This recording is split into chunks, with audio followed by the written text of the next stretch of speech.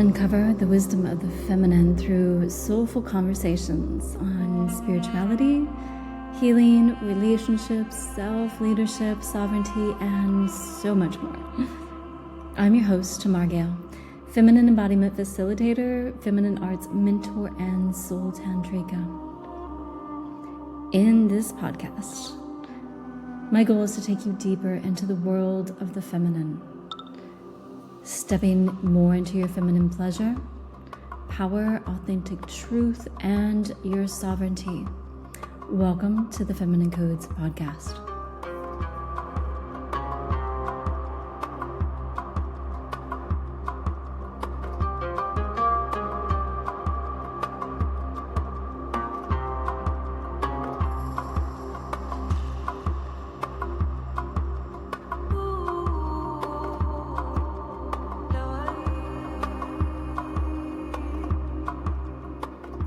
Hello, everyone, and welcome back to the Feminine Codes podcast. Today, I am with Linda. She's a motivational speaker, financial educator, and a realist with a heart. So Linda helps women who feel behind, both financially and emotionally even, and that helps them to reconnect with their self-worth so that they could really start making better money decisions that actually reflect who they're wanting to be, who they're wanting to become. So she's created what she calls the Me Money framework, which helps women stop abandoning themselves financially and emotionally so that they can claim their agency and rewrite their old stories that are shaped by silence, by shame, and by self-sacrificing. And so for everyone who is listening, this is a really important topic. I have come to the understanding that being financially wealthy would really give me, and I speak for myself, but I know affects every person out there, more access to really reach more women, to truly be more of service, to be more of service in the world to those who I'm meant to reach. And so believe me, to live in survival mode, to live in that fight or flight, kind of consistent fight or flight, really makes it difficult for us to give our all to our purpose, to our mission, especially when we are doing whatever we can to make ends meet. It really puts us in this place of stress. And so when Linda reached out to me, I really felt the calling to have her on because this is such an important topic. So Linda, welcome. Thank you for joining me today. I'm so excited for this conversation. Every time I read over your notes, I got even more excited about having this conversation with you. So welcome. Thank you for joining me. And if you'd like to share anything about yourself before we begin, the floor is open. Well, thanks so much, Tamar. That was a beautiful introduction, by the way. So thank you for that. Yeah, I guess you want to just jump right into it. I mean, my background is I was a certified financial planner. I was in financial services for about 6 years, and the things that I saw and the mindset and the internal obstacles that people had were just so apparent to me sitting on one side of the table, right? And I kept thinking, like, these people just need to get out of their own way. And it wasn't one person, it was a bunch of people. And it was everybody had their own beliefs and their own ideas and things that people told them, things they were read about. And it was like, they're not, for me, I was like trying to explain to them, those people aren't you. And so this whole idea of not just money mindset, but about our beliefs, the things that we tell ourselves, and then also how we always put ourselves last, especially women, right? So bringing all this together is how I came up with the Me Money method that you mentioned and all of that. But it's I'm building a resource for women mainly to be able to understand money better and to be able to, get inside their heads and figure out why they're doing things they're doing with money that might not be what they should be doing. Yes, this could be great to even start young, to have this concept around a better concept around money. I mean, how much heartache and pain that this would have saved me if I had known some of this when I was younger. And I don't even know all of it. Like, I'm still trying to figure it out. So that's why I'm also so excited to have you on. The self-sacrificing feeling selfish as a woman for really prioritizing yourself or whatever ways that mean. And this keeps coming up in conversations around me right now. Funny enough, probably since you wanted to come on the podcast, this has opened up the door for everyone to be speaking to me about this feeling of trying to get out of our own way. And even whenever, let's say, like, how to recognize our patterns around scarcity. Like when you go out and you're like, oh, I want this coffee, but it's a little too expensive. Or it could even be this food at the grocery store. Like, I want this healthier food, but it's more expensive compared to this one. And so it's like prioritizing and knowing that you're worthy, knowing that you're worth it to have this better quality of something, but having to get out of that mindset to know that you can do that. And that's really hard for so many of us women to get out of that place. It's very hard. And it's even harder when you don't have structure. And I think that's the main thing that Me Money does is it gives it a container. And Me Money specifically talks about the money that you're spending on yourself. And that usually doesn't include like the groceries or whatever, but it can be used for anything. It's just a way of thinking about budgeting differently. So it is a budget. It's a budget that you give yourself, but you're reframing the way you're thinking about it, and you're putting yourself first as a line item on your budget, saying like, I'm allowed to spend this much money. And then you have to be mindful of that. It gives it like the space to where you can like prioritize and value, like you said, like, is this purchase worthy of my money? So it's really just redefining how you think about money, and then allowing you to buy things that you might not have ever bought yourself before because it's already set aside for you. So, sometimes people will say like, "Oh, well, my partner won't let me buy that," or they're saying someone else won't, but sometimes it's you that won't let you buy it. I mean, how many times have you given somebody a gift list for a holiday or a birthday where you've said, these are some things you can get me? And sometimes you put things on there that you're like, I really want this, but I would never spend that much money on that on myself. I would never pay that amount for myself for that, but I really want it. Well, if you really want it that bad, then you can make it happen as long as you have a system to make it happen. And I think that's the big thing is it gives you a vehicle to do those things for yourself that you think you can't afford, but really you're spending money on yourself anyway. You're just making better choices. So can you give like an example of how a woman could prioritize herself without feeling the guilt or feeling selfish? Yeah. So for instance, there's a story of a woman who wanted a pair of shoes, and they were like designer shoes. So they were, a few $100s. They were not cheap shoes. And she asked her husband if she could buy the pair of shoes because there was this upcoming wedding or something special that she wanted to wear them for. And he was like, that's ridiculous. You would never spend that much money on shoes. You can't have the shoes. And so she asked this financial person, should I buy the shoes? And the financial person was like, no, you don't spend that much money on shoes. That's ridiculous. Don't.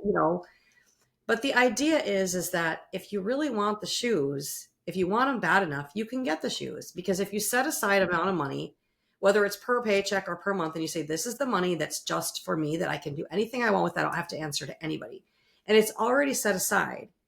You can decide, like, maybe you don't have enough and you have to save up a couple like paychecks where you don't spend anything on yourself in order to be able to afford that thing.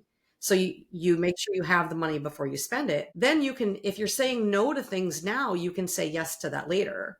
But if you keep saying yes to things now, then you're giving up that opportunity to buy those designer shoes later, right? And so it's like, what do I value? Is this worthy of my money? And then maybe you decide on your own that, yeah, I'm not spending that much money on those shoes because that's my money and I don't want to waste it on those shoes. Or maybe you're like, heck yeah, I want those shoes and I'm not spending anything else on myself until I get those shoes, right? So it gives you, like I said, a container to put it in where you can make, an intentional decision about it rather than just being like out there in the wind, like, can I or can't I? I don't know. My husband says I can't. Like, the financial person says I'm crazy. No, if that's what you want, that's for you. That's something that you want to treat you to. And it could be anything, not just shoes, whatever that thing is for you, right? Yes. Do you believe that a lot of I mean, beliefs come from childhood, like our beliefs around money, how we manage money, how we feel about money. Where do you believe that our beliefs around this are, like the basis of it, are formed? And how do we Yeah, unlearn them? they're formed very early on, right? They're formed by how you see your parents or the people that you're with, how you see them react with money. They're formed by how you receive and give money. Like, are you given an allowance? Are you allowed to do extra chores to make extra money? Are you not given any money? Are you like, you get to go to the store once a year to buy school clothes and that's it, and otherwise you're not worthy of anything, right? It's all those things that you're taught without it knowing that you're being taught it, right? It's just part of life that feed into that. And it can even go into, when you get your first job, like, what is your first job and how were you treated? Were you Yeah. treated like you were worthy of that job, or were you treated like someone who was just, like, I don't know, someone who was lower class because you were at the lowest level, or whatever it is. Like, it has to do with the way you're treated, the way that money is earned, the way that money is spent, the way you see other people react with money. I could keep going on and on. Like, did your parents fight about money? Did they not talk about money? Like, you never heard anybody talk about money. Like, all of that feeds into your relationship with money. And Mm. when I work with people and we start talking about this and we start uncovering their stories, it's really eye-opening. And like, I had one person, and the thing about the school clothes was actually a true story. She said that she realized that it was okay for her to spend money on everybody else but not herself. And she said that her mother always spent money on the mother always spent money on herself, like the mother did.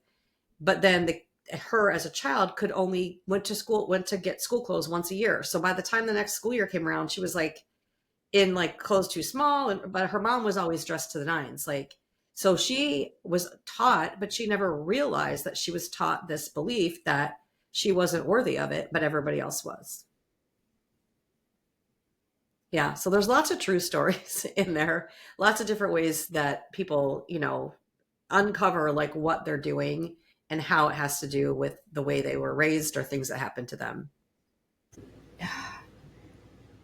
I can see how going through childhood really had an effect on me with money. Who in the family spent the most money, was like free with money, and who was a little bit more like, okay, we got to save, we got to guard, and how both of those in some ways have affected how I've managed money throughout my life, which has been really interesting to kind of observe now that I'm older and work through, which is really, yeah, it really shapes us. And a lot of times, like what I witnessed was the women putting themselves last, and it was more the men that were a little bit more like, oh, you want this, let's go buy it. Like, so it's been a really interesting dynamic in my family. What do you think the invisible cost of us as women putting ourselves last when it comes to finances or even emotionally? Because from what I understand, you put both of those together. And I'd really like to Yeah. hear more about that. Yeah. So part of what I'm doing is building a financial course where I teach people about how to get their me money, how to just basic finance, and then financial planning.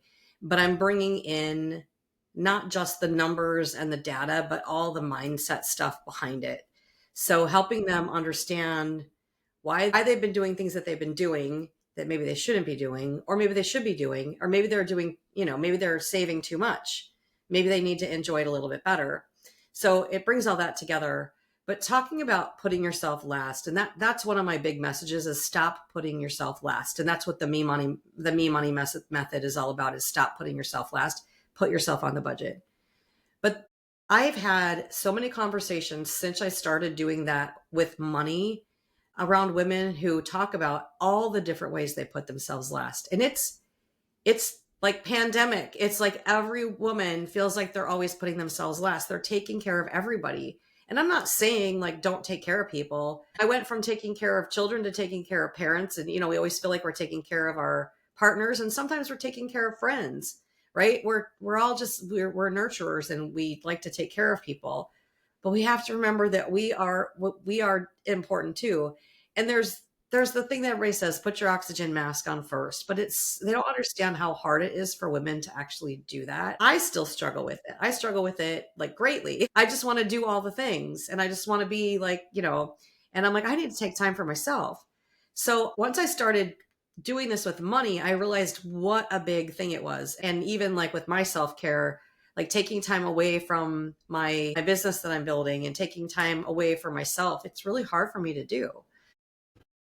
And one of the things that I came up with is that when you are putting yourself last, it's not just that you're being selfless, but you're actually erasing yourself. Like you are taking your person and erasing it for everybody else. And that to me was like a huge realization that so many women are doing this. I Yes. talked to someone yesterday who said she was putting herself last at work. It didn't even have to do with money. It was just like, she was on this team and everybody was, she was more introverted and was like afraid to speak up. And she's like, I have all these great ideas. And it was more about like, how do I get into the team? And I was like, stop putting yourself last. Why are you putting yourself last? Why do you think that your ideas aren't that, like, get yourself out there? And it was just like all this, like the putting yourself last part flows into so many places in our lives.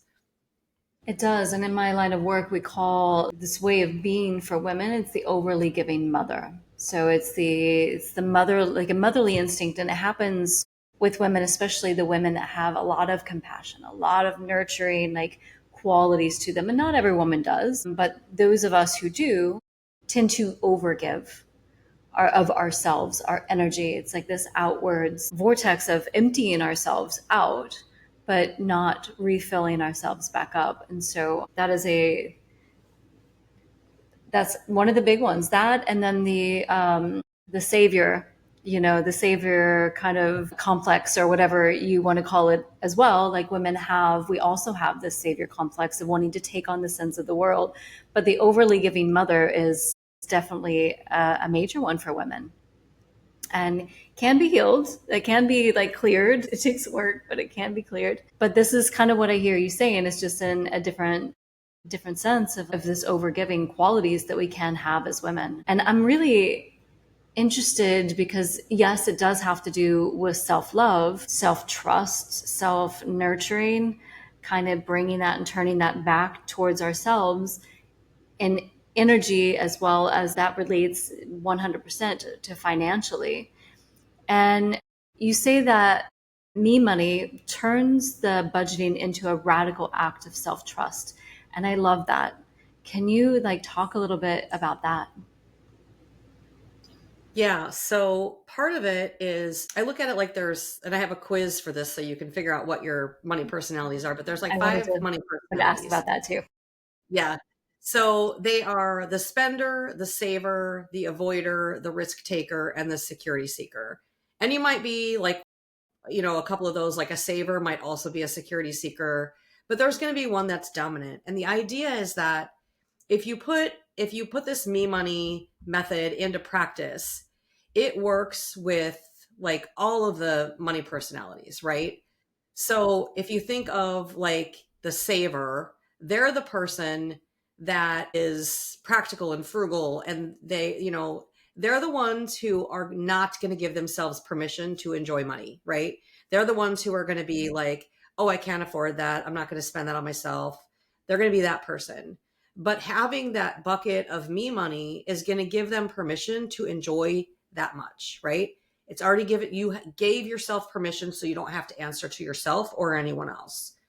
And then like a spender is a person who's like, they might be a giver. That doesn't mean they're just spending on themselves. They might be a giver, or they might be a spender on themselves. It might be like they like to have really nice things, or it might be, they just want to help people, or they just want that satisfaction right now, which in today's day and age is a huge thing, right? Because you can just boom, order something and it's at your door the next day, or sometimes even same day.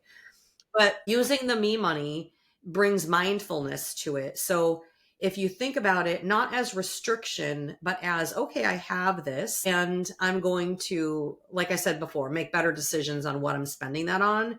it's just going to give you a place to choose what you value.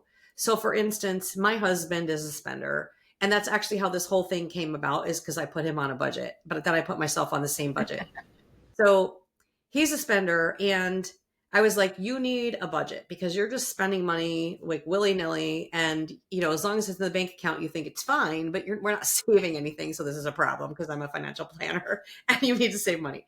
So the idea is that, here's how much you can have. And you go on fishing trips, you go on golf trips, but you have to save up the money to be able to pay for those like in advance. Like you can't just like have the money coming and going.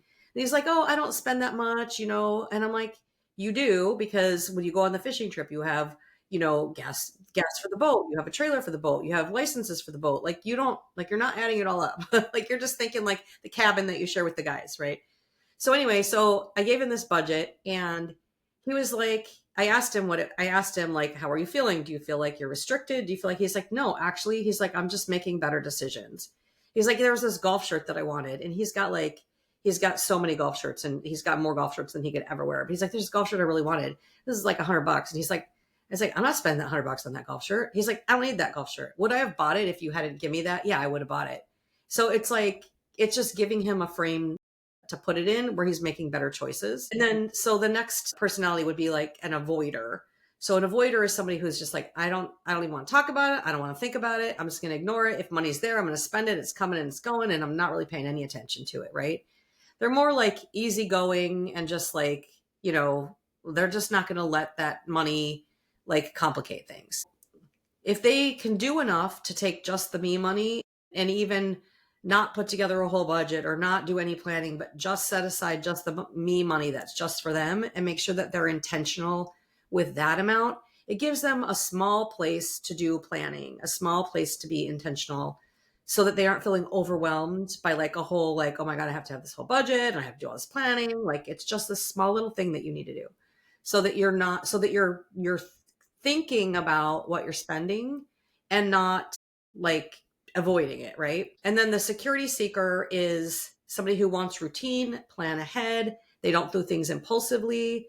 So they want a plan and a path. And the me money gives them enough flexibility to have that, like to have some flexibility that they're allowed to have without losing their footing, without losing that plan and that path. And then the risk taker is someone who's just like, oh my gosh, I want to do this now, and I want to build this, and I want to do that, and go big or go home. And like they're just like about adrenaline, and like they got bold moves and big vision, and that's great. But when you're talking about doing it for yourself, like the things that you want to do, like sometimes people that do that don't follow through.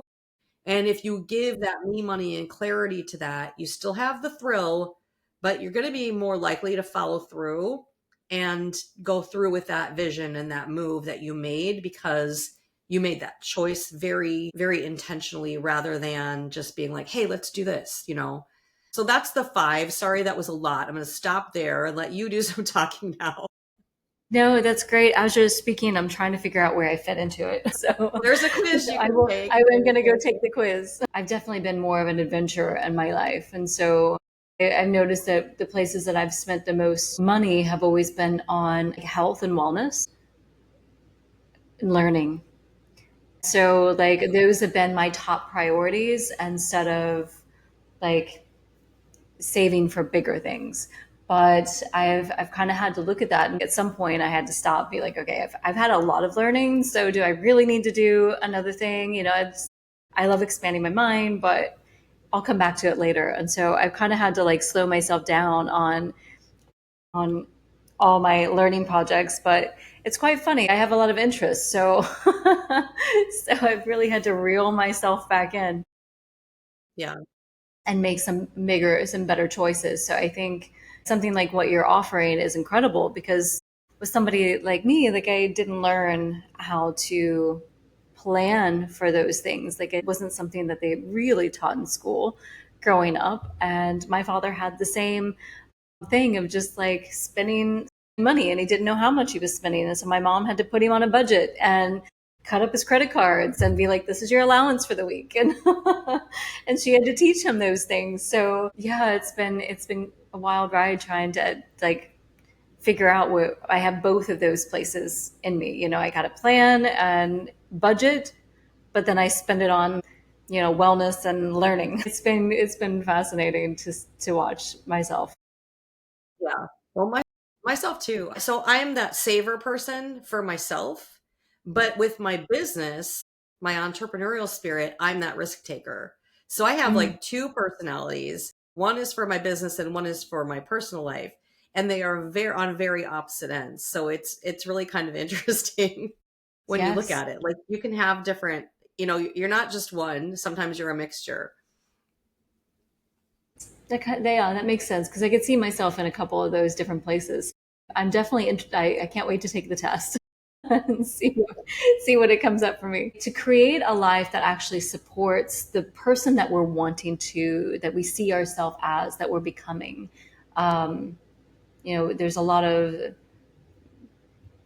I guess we could do the visualizations. We can do the Pinterest boards and like be like, okay, this is what I want, how I want to represent myself. But when it comes to finances, how do we use that? Like how, yeah, to support us in becoming that person, the budgeting.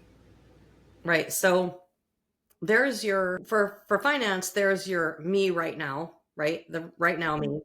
And then there's your future me, right? Which you're saving for retirement, you're saving for someday when you don't have to work anymore, you're saving for whatever that is. It could be you're saving for college, you're saving for a wedding, you're saving for that's future stuff.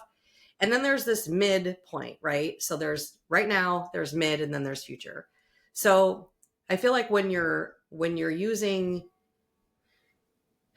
when you go through the budgeting part to figure out your me money, if you go through the actual budget part and not just the pick a number and go with it because you need, small steps, then you're going to figure out like how are you paying yourself now? How are you paying yourself mid and how are you paying yourself later? So it's going to be important that you're figuring all of that out. And some people might think like I don't have make enough money to do all these things. But you do, because even if it's 25 cents, I want you to do it. Like do something just so you feel like you're doing something. So like when we talk about personal growth, like you said, you take all kinds of courses, like or you're always learning. I'm always learning. And one thing that I always tell people who are like, who have like a goal or a vision is like, just do something every day, even if it's one tiny thing that puts you closer to that.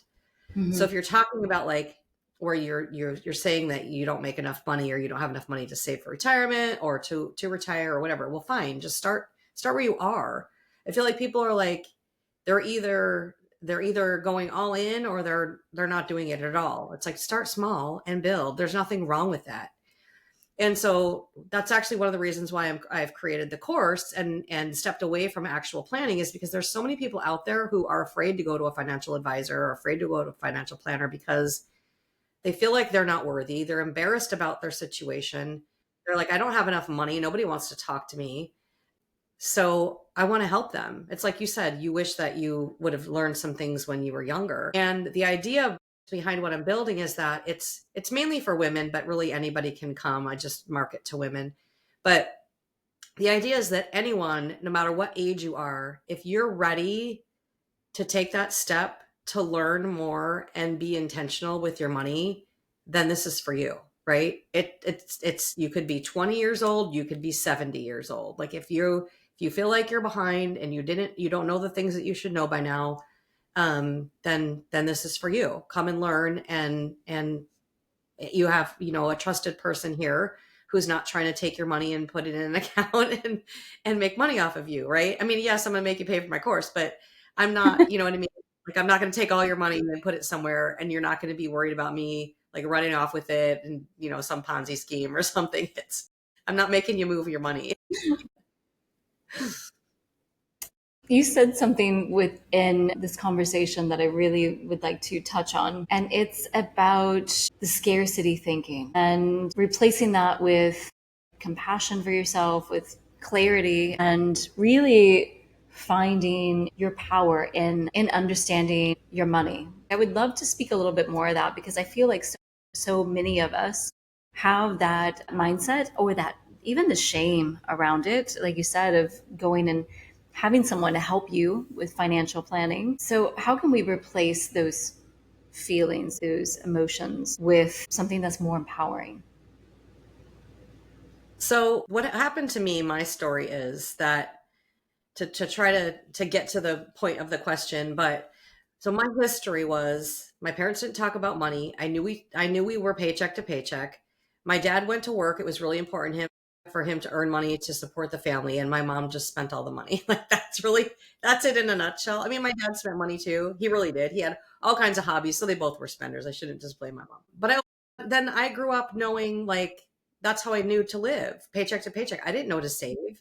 You get into a whole lot more of my story there, but it wasn't until I had been I had been on my own. I was a single teenage mom for a bit, and then I got married young, and then I got divorced after being married half my life, and I was like starting over. And I was like, I was back in this situation where I wasn't making enough money to support my lifestyle, to support my kids and the school district home that they wanted to be in. Like I wasn't making enough to do that. And I knew I needed to do something drastic. So I did something drastic. I quit my job. I went back to school and like was able to just really, I was like, something big needs to happen. But what happened is that when I was going back to school, someone invited me to a mastermind of one of John Maxwell's books. And it was the 21 Laws of Leadership. And in that mastermind, not just the book itself, but because I was in that mastermind talking to people, I put myself in a room with people who were thinking differently than me and who were thinking bigger than me. And it just was like this switch went off. And I was like, oh my gosh, I have been looking at this all wrong. I'm trying to get ahead by getting a degree and doing this, which is great. But what I really need to do is start understanding myself better and understanding other people better and really dig into like how people work, right? So once I did that, I started just really seeing how much scarcity there was and I didn't even know what to label it at that time. I didn't know that's what it was called. But I was like, wow, I've been thinking really small. And that's exactly what it was. It was scarcity, but I was framing it as I was thinking really small when I was like, I need to think bigger. I need to understand what I'm worth. I need to understand how I can grow and what value I have to add to this world. And that I don't need to be just getting these jobs where I'm scraping by, which I was trying to up my level by getting the degree. But it was just like this whole like, whoa, like there's a lot more going on here than I realized. And so that was like the beginning of my journey of overcoming the scarcity mindset. Now, it's an ongoing journey. I'm telling you right now, I still have that creep up on me all the time, especially launching a new business and all these things that I'm doing right now. I still have it creep up on me. I'm like, oh my God, I need to like start making money. I need to get like, but I know, I know in my heart that what I'm doing is the right thing and that there's so many people out there that need it. I just have to keep reminding that of myself, like this is big and I need to think that big and stop thinking small, like, oh my gosh, I need to have a paycheck. I mean, like, right. It's a different way of thinking. So I know that was like a really long, convoluted answer, but that's my story and everybody's story is going to be different. So that's why I can't give you an answer. But I think your story does kind of answer the question because, for one, and it's usually something I do ask, is how did you get into this? Like, what brought you to this? And so I love that you answered that question with that because we can all relate to that in some way. I can see myself in that and I can totally see why I need this. I think the scarcity mentality and also like with purpose, right? Like you have a purpose here. You are here doing this work because it's going to touch a lot of people. It's what we Sorry about need. that. It's okay. Yeah. Is that your kitty? That's one of them. He usually doesn't bother me, but all of a sudden he's decided to. That's fine. I love them. So yeah, it's the scarcity mentality that we have that we don't really understand. Oh, Usually I don't have to lock him out, but this is the that's first time this okay. happened. So I'll That's have to do that okay. from now on. My cat used to do the same thing when I had her. So. Yeah, so the scarcity mindset, I think so many of us carry that around with us. And Yeah. breaking through that is difficult. It's not easy whenever even if, it's those layers upon layers, and I find myself going through the same thing. You hit this layer, but you have to push through that. Is that something that you do within the Me Money? Do you work on those like breaking through that barrier through the mental aspect of it as well? Yeah, so I actually have a few different courses. So the Me Money course, I do bring in the money personality, and I have them take the quiz, but then I dive deeper into it than just what you get from the answer in the quiz. So we talk about that. We also talk about money confidence. And then I go into like how they choose their Me Money amount, and then how they can just do it the easy way and pick a number and go with it, which really isn't the best way. But for some people, they know themselves, they know they're not going to do the work to do the whole budget, and then they can go through the whole budget. But then I also have a money mindset course that's going to be focused on just the minds, just solely mindset, not even numbers, nothing like that. And then I'll have a course that is just financial basics, like, how to save, how to pay off debt, how to stay out of debt, things like that, living within your means, just basic stuff. And then I'm going to have a course that teaches you how to actually do your own financial planning, so that what, if you went to a financial advisor, what they would be going through with you, what they would be asking you, what they would be telling you to do. And then I can't give people like specific advice because my license isn't active to do that. I'm not doing that under a license. So it's really just educational. Mm-hmm. But then they can, if they decide to go work with an advisor or a planner, hey, great. But at least now they know, when that person is just trying to sell them something and when they're actually acting in their best interest, right? So they'll learn a little bit more about that, and they'll be able to trust the process going forward, because that's one of the things that when I talk to women and they'd come to me late in life, like even after they're retired, they'll be like, this is the first time I've ever talked to a financial advisor because I'm retiring now. Like, why hadn't you ever talked to one before? Well, I didn't think I could afford it. I wasn't really saving. I felt like I didn't have anything. I didn't know anything. And it was intimidating, right? So this is a Yeah. space for women to show up full authenticity.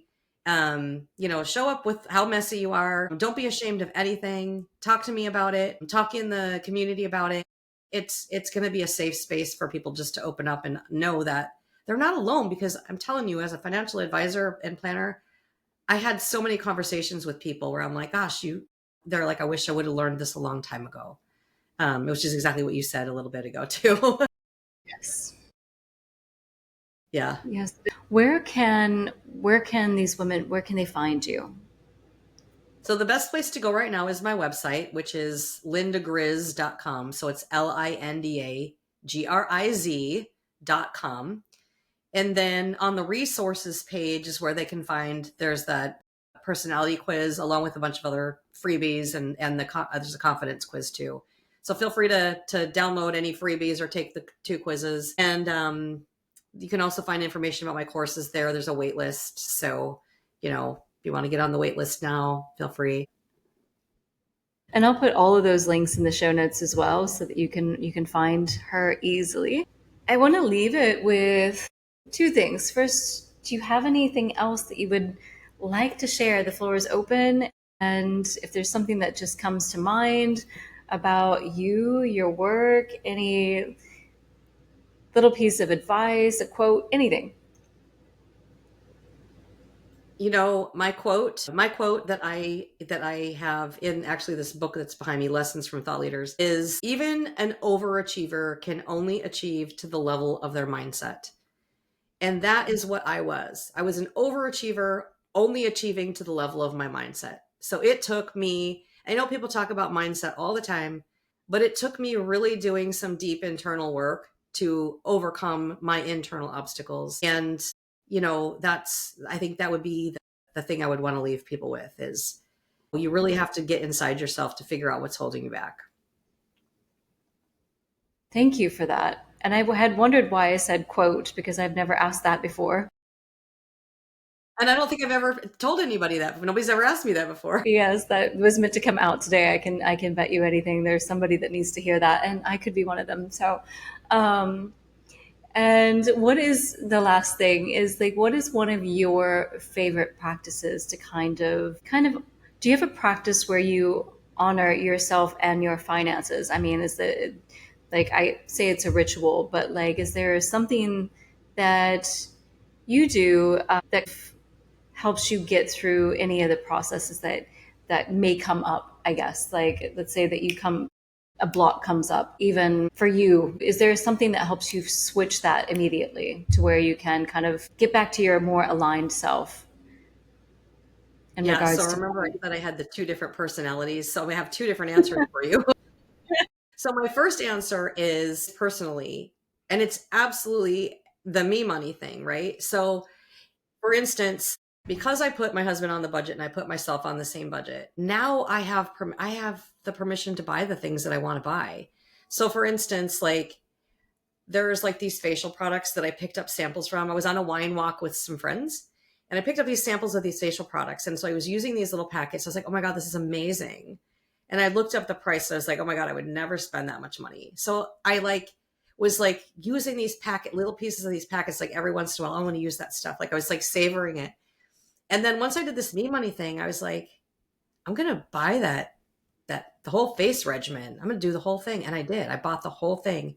So I have like a daytime and a nighttime regimen now. I'm like, I can tell you that I've been struggling with that particular thing almost my whole life because I remember when I was in my 20s putting this special serum on my Christmas list for my family members to buy for me because I couldn't justify spending it on myself.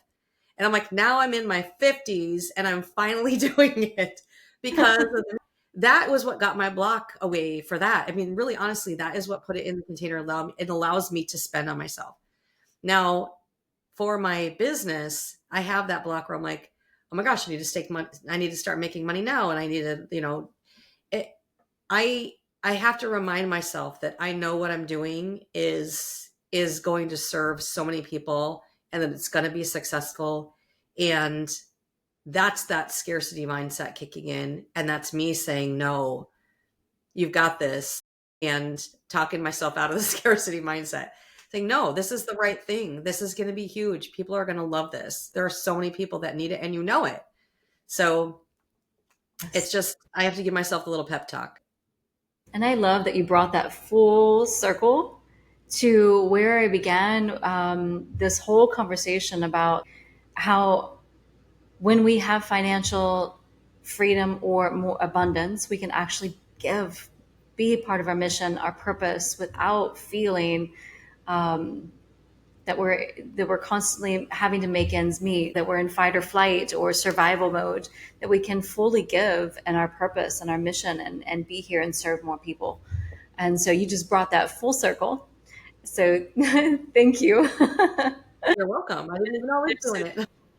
There's so much truth in that, and that's kind of the mentality I had to get out with the scarcity mindset of just knowing that we're here for a bigger reason, and we're Yeah. living when we're living that. And so yes, check out Linda and Me Money. I will definitely be doing that. Take the quiz. And Linda, thank you so much for joining today, for sharing your work with us and teaching us about this financial freedom really is what it is through a little bit of discipline. Exactly. Yeah. Yeah, Yeah. Thanks so much for having me on, Tamar. thank you.